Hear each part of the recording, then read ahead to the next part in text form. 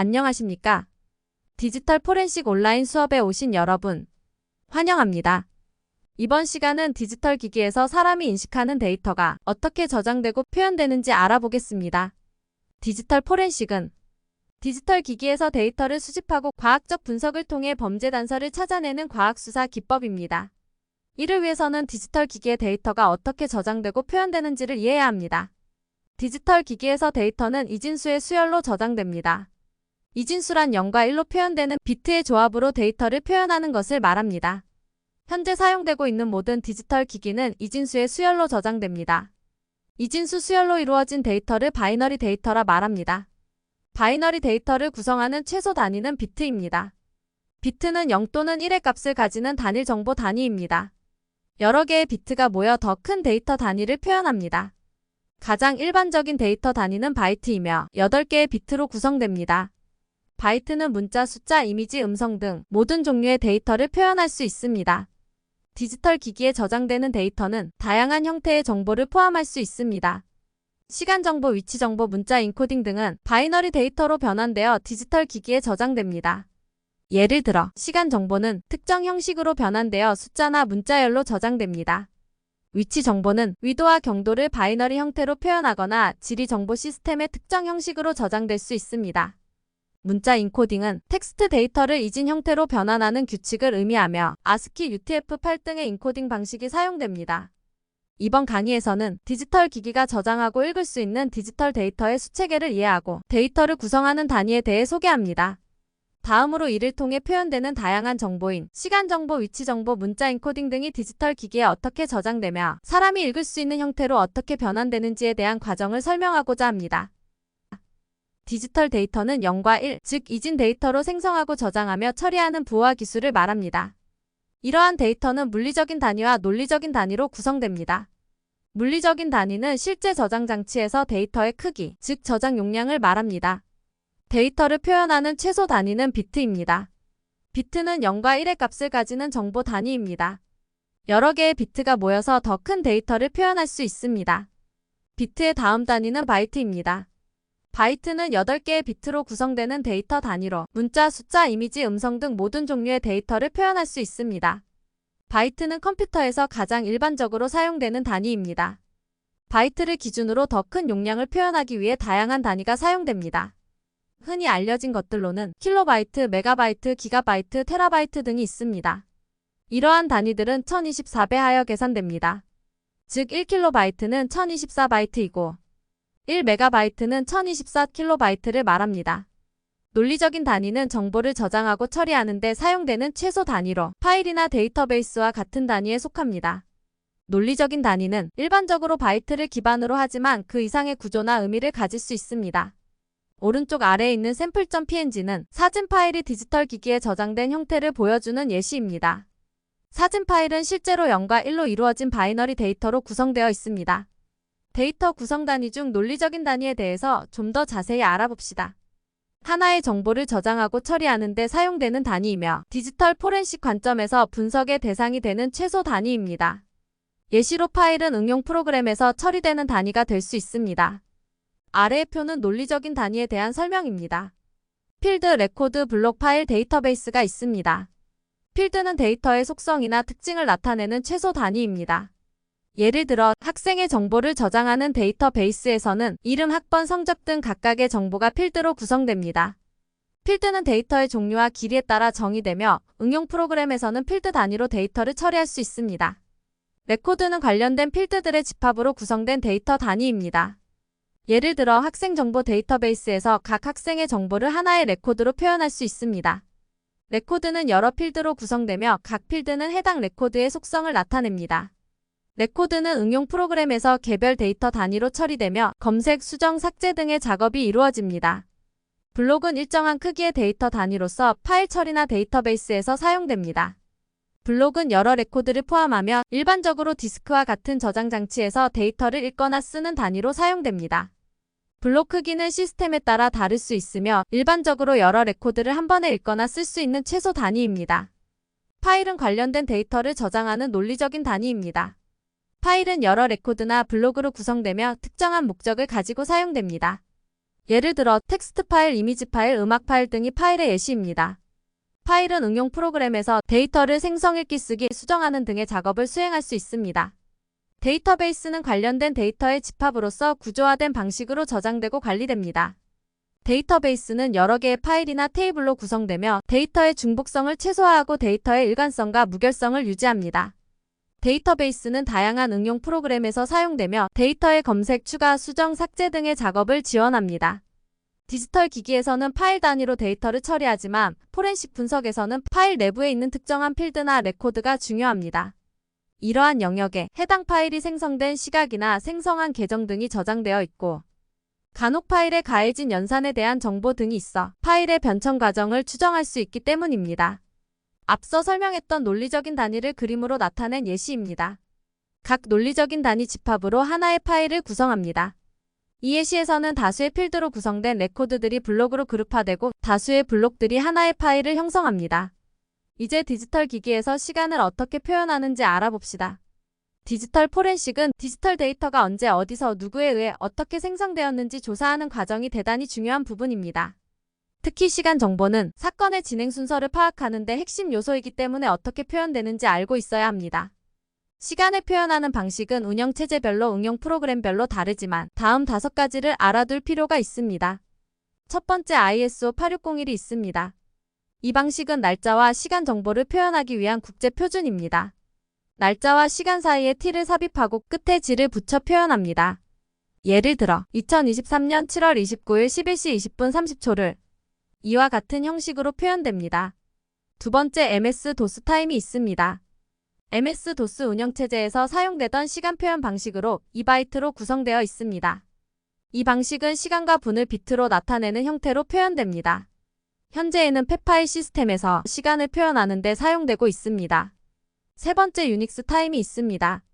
에포크 타임이라 말하기도 합니다. 유닉스 운영체제에서 사용되는 시간 표현 방식으로 1970년 1월 1일 0시 0분 0초를 기준으로 경과한 시간을 초 단위로 나타냅니다. 네 번째, 파일 타임이 있습니다. 윈도우 운영체제에서 사용되는 시간 표현 방식으로 1601년 1월 1일 0시 0분 0초를 기준으로 경과한 100나노초 단위로 나타냅니다. 다섯 번째, 웹키 타임이 있습니다. 웹 브라우저 중 하나인 크롬에서 사용되는 시간 표현 방식으로 1601년 1월 1일 0시 0분 0초를 기준으로 경과한 마이크로초 단위로 나타냅니다. 이외에도 프로그램별로 시간을 표현하는 방식은 다를 수 있기 때문에 포렌식 분석을 할 때에는 시간 정보가 무엇인지 세심히 살펴볼 필요가 있습니다. 시간 정보를 가시적인 형태로 변환하고 해석하는 능력은 포렌식 전문가에게 필수적인 요소입니다. MS-DOS 타임은 날짜와 시간을 표현하기 위해 각각 2바이트를 할당합니다. 이 방식은 MS-DOS 운영체제에서 사용되던 시간 표현 방식으로 직관적으로 이해되는 구조입니다. 도스 데이트 타임은 특정 범위 내에서 날짜와 시간을 표현합니다. 시작은 1980년 1월 1일 0시 0분 0초이며 끝은 2107년 12월 31일 23시 59분 58초 FF9FBF7F입니다. 이 범위 내에서 다양한 날짜와 시간을 표현할 수 있습니다. 시간 정보 구조는 날짜와 시간을 각각 2바이트로 표현합니다. 이때 날짜는 상위 바이트에 위치하고 시간은 하위 바이트에 위치합니다. 날짜를 의미하는 16비트에서 상위 7비트에 1980년부터 지나온 연도를 표시하고 중간 4비트의 월을, 하위 5비트의 일을 표시합니다. 시간을 의미하는 16비트에서 상위 5비트는 시를, 중간 6비트는 분을, 하위 5비트는 초를 의미합니다. 초를 표현하는 데 5비트를 사용하기 때문에 2초 단위로 표현합니다. 현재에도 펫파일 시스템에서 MS-DOS 타임을 사용하고 있습니다. 유닉스 운영체제에서는 시간 정보를 표현하기 위해 time_t와 time64_t라는 형식을 사용합니다. time_t는 4바이트이며 1970년 1월 1일 자정 UTC 이후 경과된 초를 저장하는 방식으로 시작은 1970년 1월 1일 자정이고 끝은 2106년 2월 5일 21시 28분 15초입니다. 2106년이 지나면 더 이상 시간을 표현할 수 없기 때문에 이 문제를 해결하기 위해 time64_t가 도입되었습니다. time64_t는 8바이트이며 1970년 1월 1일 자정 UTC 이후 경과된 밀리초를 저장하는 방식입니다. 예제로 2022년 7월 29일 23시 35분 40초는 유닉스 타임으로 변환해 보겠습니다. 먼저 time_t 형식에서는 초 단위로 1씩 증가하여 저장됩니다. 따라서 2022년 7월 29일 23시 35분 40초를 유닉스 타임으로 표현하면 165910534일입니다. 또한 타임 64_t 형식에서는 밀리초 단위로 일씩 증가하여 저장됩니다. 따라서 2022년 7월 29일 23시 35분 40초를 유닉스 타임으로 표현하면 16591053400703입니다. 윈도우 파일 타임은 1601년 1월 1일 0시 UTC 이후 100나노초 단위로 일씩 증가하여 시간을 표현합니다. 이는 파일 타임 구조체로 8바이트, 즉 64비트로 표현되며 날짜와 시간을 각각 4바이트씩 저장합니다. 파일 타임은 윈도우 운영체제에서 주로 사용되는 시간 정보 표현 방식입니다. 시간 정보의 범위는 1601년 1월 1일 0시 0분 0초 0밀리초부터 시작하여 3828년 9월 14일 2시 48분 5초 477만 5807밀리초까지입니다. 이러한 윈도우 파일 타임은 윈도우 시스템에서 파일 생성 및 수정 시간, 이벤트 기록 등과 같은 다양한 시간 정보를 저장하고 처리하는 데 사용됩니다. 예를 들어 2022년 7월 29일 14시 35분 40초 703밀리초를 파일 타임으로 변환하면 0x01D8A3587A050AF0으로 변환됩니다. 파일 타임은 100나노초 단위로 시간을 저장하기 때문에 대단히 상세한 시간을 알 수 있습니다. 이 특징을 사용하여 윈도우 운영체제의 NTFS 파일 시스템에서 생성된 파일인지 다른 파일 시스템에서 생성된 파일인지 알 수 있습니다. 웹키타임은 웹브라우저에서 사용되는 시간 정보 표현 방식입니다. 이 방식은 1601년 1월 1일 0시 UTC 이후 마이크로초 단위로 일씩 증가하여 시간을 표현합니다. 예를 들어 2022년 7월 29일 14시 35분 40초 703밀리초를 웹키타임으로 표현하면 1330354654070300입니다. 웹키타임은 주로 서파리, 크로미엄 등의 웹브라우저에서 사용되며 정밀한 시간 정보를 필요로 하는 웹 애플리케이션에서 활용됩니다. 디코드는 다양한 날짜 및 시간 형식의 데이터를 사람이 읽기 쉬운 형식으로 변환해주는 도구입니다. 컴퓨터, 모바일 기기 등에 저장되어 있는 데이터를 분석하는 과정에서 시간값으로 예측되면 디코드를 사용하여 사람이 인식할 수 있는 시간값으로 변환해 볼 수 있습니다. 특히 다양한 시간 형식으로 변환하는 기능을 제공하고 있으며 직관적이고 쉽게 사용할 수 있기 때문에 사용자가 빠르게 시간값을 해석할 수 있습니다. 이제 위치 정보를 어떻게 나타내는지 알아봅시다. GPS가 내장된 스마트 기기가 증가하고 위치 기반 서비스가 보급됨에 따라 디지털 기기의 위치 정보가 저장되는 경우가 많이 있습니다. 위치 정보는 지구를 타원체로 보고 경도와 위도로 표현하는 방식이라고 생각하면 됩니다. 공면상의 위치를 그대로 사용하는 좌표체계를 지리좌표계라 하며 공면을 2차원 평면에 투영시켜 표시하는 좌표체계를 투영좌표계라 합니다.